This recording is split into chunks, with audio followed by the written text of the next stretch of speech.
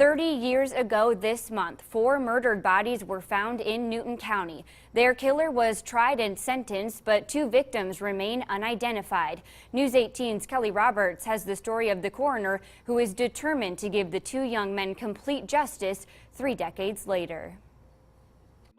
Newton County Coroner Scott McCord admits hope faded a bit on Friday, October 18, 2013. It was 30 years to the day 4 bodies were discovered by mushroom hunters in a Newton County barn. 2 of them were very quickly identified and sent home to their families, and 2 of them remained unidentified. 30 years later, the 2 young men remain unidentified. McCord's hope is to find the boys' families, but as years go on, it gets harder. McCord continues to find out what he can about the victims in his spare time. He gave the boys names and had anthropological studies done on them in 2008. Adam was a 15 to 18-year-old black male. He was between 5 feet 8 inches tall to 6 feet 2 inches tall with a normal build.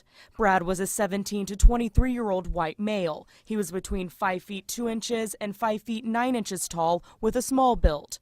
Both were hitchhikers picked up by Larry Eiler, the man who would later become known as the Highway Killer. He admitted to picking these kids up in the Terre Haute area and giving them alcohol and drugs. He would tell them what the one thing, that the drug was one thing, but it was Placidil, which is a very strong sedative.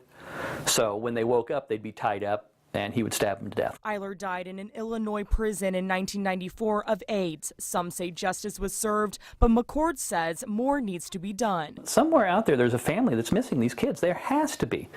Whether it be a mother, a father, a brother, an aunt, or just a friend. Somebody's missing these kids. And like I said, if it was my kids, I would be searching the world over. 30 years later, bones still lay in plastic bins in McCord's office. McCord passes out flyers about the boys. He checks databases filled with missing persons reports. Nothing has come up about Adam or Brad, but McCord considers the 2 his children, which means he is going to keep searching. Reporting in Newton County, Kelly Roberts, News 18. And if you have a tip about the identities of the 2 boys, you can call the Newton County Coroner's Office at 219-285-25